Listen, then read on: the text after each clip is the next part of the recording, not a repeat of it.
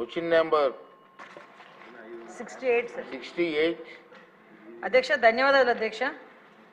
ఎందుకంటే ఈ క్వశ్చన్కి అంటే క్వశ్చన్ వేసిన వాళ్ళు లేకపోయినప్పటికీ కూడా ఈ క్వశ్చన్కి సంబంధించిన వివరాలు సభలోని ప్రజలకి తెలియజేయవలసిన అవసరం ఉంది కాబట్టి ప్రత్యేకంగా తమని రిక్వెస్ట్ చేసుకోవడం జరిగింది అధ్యక్ష. అవకాశం ఇచ్చినందుకు ప్రత్యేకంగా మీకు ధన్యవాదాలు తెలియజేసుకుంటున్నా. ఎందుకంటే పరిస్థితి ఏంటంటే ఇప్పుడు వైఎస్ఆర్సీపీ పార్టీ వాళ్ళు సానుభూతి పనుల మీద దాడులు జరుగుతున్న విషయం వాస్తవమేనా అని చెప్పి వాళ్ళే క్వశ్చన్ అడిగి ఈరోజు వాళ్ళే ఈ క్వశ్చన్కి సమాధానం తీసుకోవడానికి రాలేకపోవడం అన్నది చూస్తూ ఉంటే అక్కడే వాళ్ళ తాలూకా డొల్లతనం అనేది చాలా క్లియర్గా కనిపిస్తుంది అధ్యక్ష. ఎందుకంటే అధ్యక్ష ఉత్తరాంధ్రలోని ఒక సామెత ఉంటుంది అధ్యక్ష, అది ఇక్కడ చెప్పొచ్చో చెప్పకూడదో తెలియదు కానీ తప్పైతే క్షమించండి, తప్పైతే రికార్డులను తొలగించండి, తప్పు కాకపోతే మాత్రం ఉంచండి అధ్యక్ష.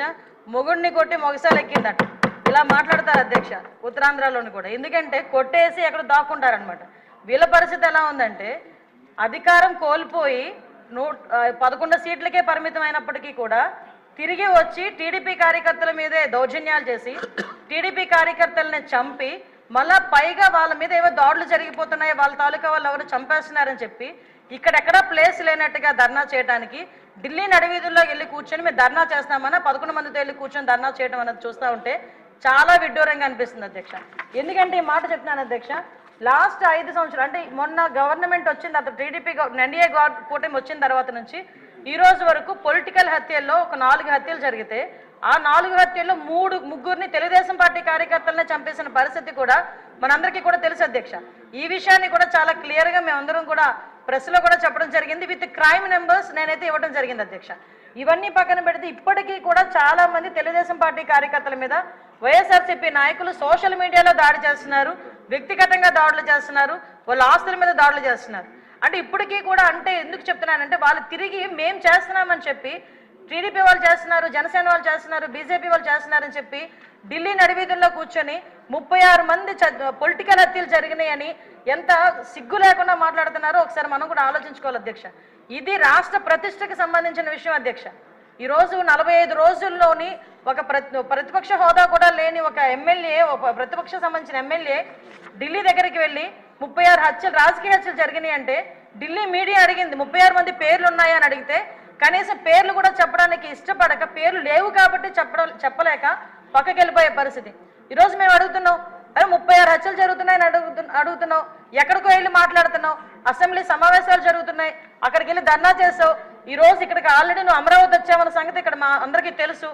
ఈ రోజు వచ్చి అసెంబ్లీలో కూర్చొని ఆ 36 మంది వివరాలు ఇచ్చే దమ్ము లేదా నీకు? ఈరోజు ఆ 36 మంది వివరాలు మాకు ఇచ్చి దాని మీద ఎంక్వైరీ చేయించుకునే దమ్ము లేదా నీకు? ఈరోజు అసెంబ్లీ సాక్షిగా అడగాల్సిన వాటిని పక్కన పెట్టుకొని ఎక్కడో ఢిల్లీలోకి వెళ్ళి రాష్ట్ర ప్రతిష్టను దెబ్బతీసే విధంగా రాష్ట్రం మీద రక్తమరకలు అంటినట్టుగా వాటి అన్నిటికీ కూడా ఫోటో ఎగ్జిబిషన్ ఒకటి పెట్టి దాన్ని చాలా ఏమార్చి అక్కడ వాళ్ళని ఏదో రకంగా పెట్టుబడులు రాకుండా పరిశ్రమలు రాకుండా అడ్డుకోవడానికి ఒక కుట్రపూరితమైన వాతావరణాన్ని సృష్టించడానికి మాత్రమే చేస్తున్నాడు అధ్యక్ష. ఇతగారి తాలూకా నైజం కూడా చెప్పాలి అధ్యక్ష. అధికారంలోకి వచ్చిన తర్వాత 2024 అధికారంలోకి వచ్చింది అధ్యక్ష. ఎంత దారుణం అంటే అమరావతికి బస్సు యాత్రకి సాక్షాత్తు 14 సంవత్సరాలు ముఖ్యమంత్రి చేసిన చంద్రబాబు నాయుడు గారు బస్సు యాత్రకి వెళ్తే ఆ బస్సు మీద రాళ్ళు రువితే అధ్యక్ష అప్పుడున్న సాక్షాత్తు డీజీపీ గౌతమ్ సవాంగ్ గారు భావ స్వేచ్ఛ ప్రకటన మాట్లాడిన సందర్భాన్ని కూడా ఈరోజు గుర్తు చేయాలి అధ్యక్ష. ఎందుకంటే ఆ రోజు శాంతి భద్రతలు ఎలా ఉన్నాయి, ఈ రోజు శాంతి భద్రతలు ఎలా ఉన్నాయి కంపేర్ చేయడానికి మీరు నాకు 5 నిమిషాలు టైం ఇవ్వాలి. ఎందుకంటే ఇది రాష్ట్ర ప్రతిష్టకు సంబంధించిన విషయం.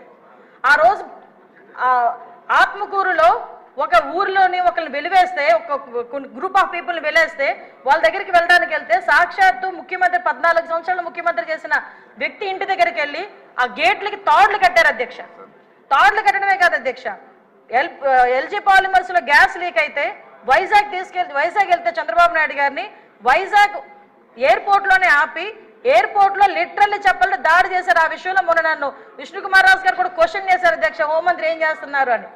గుడ్లు విసరడానికి అతని టమోటాలు విసరడానికి ఆఖరికి అక్కడ నుంచి కనీసం బయటికి రానివ్వకుండా కూడా చేసిన పరిస్థితి కూడా కనిపించింది అధ్యక్ష. వీళ్ళు ఈ రోజు శాంతి భద్రతల గురించి మాట్లాడుతున్నారు అధ్యక్ష. ఇదే పవన్ కళ్యాణ్ గారు ఆ రోజు మన అమరావతి రైతుల గురించి అక్కడికి పాదయాత్ర కింద వెళ్తే ముళ్ళ కంచెలు అడ్డుగా వేశారు అధ్యక్ష. ముళ్ళ కంచెలు దాటుకొని పక్కకు తీసుకొని వెళ్ళిన పరిస్థితి. వైజాగ్ వెళ్తే వైజాగ్ రానివ్వకుండా నగర బహిష్కరణ చేశారు. యువగలం పాదయాత్ర నేను మచ్చుకు చెప్తున్నాను అధ్యక్ష, ఇవి చాలా మచ్చుకు చెప్తున్నా. యువగలం పాదయాత్రలో లోకేష్ బాబు గారు పాదయాత్ర చేస్తూ ఉంటే కనీసం స్టూల్ ఎక్కి నుంచోడానికి కూడా పర్మిషన్ ఇవ్వలే. అంటే వీళ్ళ తాలూకా దౌర్జన్యాలు ఏ రకంగా ఉన్నాయి? ఎవరిని వదిలేశారు అధ్యక్ష? మీడియాను వదిలేశారా? లేదా జడ్జెస్ని వదిలేశారా? పారిశ్రామికవేత్తను వదిలేశారా? తెలుగుదేశం పార్టీ కార్యకర్తను వదిలేశారా? సామాన్య ప్రజలను వదిలేశారా? ఎవరిని వదిలేశారు అధ్యక్ష? అధ్యక్ష నాకు ఒక్క విషయం ఎందుకంటే అధ్యక్ష వీళ్ళు ఈ రోజు 1 minute 12 గంటలకి మన గౌరవ ముఖ్యమంత్రి గారు శాంతి భద్రతల మీద వైట్ పేపర్ రిలీజ్ చేస్తున్నారు. అంచేత వారు అన్ని వివరాలు చెప్తారు, మీరు క్లుప్తంగా చెప్పండి. అంటే గుర్తు చేస్తున్నారు అధ్యక్ష, ఎందుకంటే ఈ విషయం ఏంటంటే వీళ్ళు మన నోటికి మరుపు ఎక్కువలా ఉంది అధ్యక్ష. మాట్లాడితే ఏ రోజు ఆ రోజే మాట్లాడుతుంటాడు జగన్మోహన్ రెడ్డి.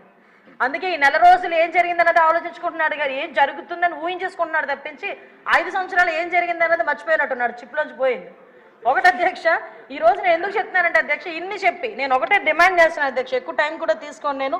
ఇటువంటి భయానక వాతావరణం సృష్టించే 5 సంవత్సరాలు ఇంట్లోంచి బయటికి రావడానికి కూడా భయపడి ప్రజల్ని భయభాంతులు చేసి వాళ్ళ భూముల్ని లాక్కొని ఓవరాల్గా చెప్పాలంటే నవ్వుని కూడా మర్చిపోయేటట్టుగా చేసే 5 సంవత్సరాలు ఈ రోజు ఈ 45 రోజుల్లో ఏదో ఉపద్రవం వచ్చేస్తుంది, రాష్ట్రపతి పాలన పెట్టేయండి అని చెప్పి తప్పుడు సమాచారాన్ని గవర్నర్ గారికి అదేవిధంగా ప్రధానమంత్రి గారికి రాష్ట్రపతి గారికి ఇవ్వటానికి తప్పుడు సమాచారంతో జంతర్ మంతర్ దగ్గర ధర్నా చేసేటంటే ఒకసారి నేను ఇక్కడ డిమాండ్ చేస్తున్నాను అధ్యక్ష. ఇందాక పయోల్ కేశవ్ గారు కూడా రిక్వెస్ట్ చేశారు, నేను రెడీగా ఉన్నా, హోంమంత్రి రెడీగా ఉన్నా చర్చించడానికి, మీరు రండి అని. నేను ఇన్వైట్ చేస్తున్నా మళ్ళా పులివెందుల ఎమ్మెల్యే గారిని, రెండు ఒకసారి మీరు ఎమ్మెల్యే కదా, అసెంబ్లీ సమావేశాలు జరుగుతున్నాయి కదా, 36 హత్యలు అని చెప్పారు కదా, ఒక హోంశాఖ మంత్రిగా నేను రిక్వెస్ట్ చేస్తున్నా మిమ్మల్ని రెండు ఒకసారి చర్చించుకుందాం. 36 మంది పేర్లు ఎవరైతే ఇవ్వండి, ఆ పేర్లు డీటెయిల్స్ ఇవ్వండి. ఆ డీటెయిల్స్ ఇస్తే నేను మా డిపార్ట్మెంట్ వాళ్ళకి పంపించుకొని వాళ్ళ మీద యాక్షన్ తీసుకుంటాం, ఫర్దర్గా జరగకుండా చూసుకునే కార్యాచరణ చేస్తాం. అలాగని తప్పుడు సమాచారం ఇచ్చినట్టు దానికి తేలితే మేము ఏ చర్యలు తీసుకున్నా కూడా మీరు కూడా యాక్సెప్ట్ చేయాలి. దానికి యాక్సెప్ట్ చేసే ఉద్దేశం ఉంటే డెఫినెట్గా మీరు మాకు చెప్పండి. అంటే ఈ రాష్ట్ర ప్రతిష్టను దెబ్బతినడానికి ఏదో రకంగా చంద్రబాబు నాయుడు గారి మీద, ఎన్డీఏ కూటమి మీద, పవన్ కళ్యాణ్ గారి మీద, లోకేష్ గారి మీద బురద చల్లడానికి మాట్లాడితే లోకేష్ బాబు గారి చేతిలో రెడ్ బుక్ ఉంది అంటారు. అరే రెడ్ బుక్ గురించి నీ కార్యకర్తలే పట్టించుకోవట్లేదు, నీకు మాత్రం నిద్ర రావట్లేనట్టుంది రెడ్ బుక్ గురించి ఆలోచించుకుంటా ఉంటే. విషయం ఏంటంటే ఆ రెడ్ బుక్ అనేది అవినీతి చేసిన వాళ్ళు, తప్పుడు పనులు చేసిన వాళ్ళ గురించి. వీళ్ళేదో భుజాలు తడుముకుంటున్నారు, నాకు అర్థం కావట్లే. దయచేసి ఒకటే చెప్తున్నాను అధ్యక్ష, ఇటువంటి చవకబారు ఆరోపణలు గవర్నమెంట్ మీద చేసి చవకబారు ప్రశ్నలు వేసి రాష్ట్ర ప్రతిష్టను దెబ్బతీయకుండా ఉండే పరిస్థితి పులివెందుల ఎమ్మెల్యేకి రావాలని మనస్ఫూర్తిగా కోరుకుంటూ సెలవు తీసుకుంటున్నాను అధ్యక్ష. అందరికీ ఇది చెప్తండి, వచ్చిన అవరు సుదీర్ఘంగా సాగింది. మధ్యాహ్నం 12 గంటలకి మన సీఎం గారు శాంతి భద్రతలపై శ్వేతపత్రాన్ని రిలీజ్ చేస్తున్నారు. ఆ కారణంగా 0 అవర్కు క్యాన్సిల్ చేయడం జరిగింది. బిజినెస్ ఎక్కువ ఉండడం వల్ల ఇక నిర్ణయం తీసుకోవడం జరిగింది. ఈ సమావేశాన్ని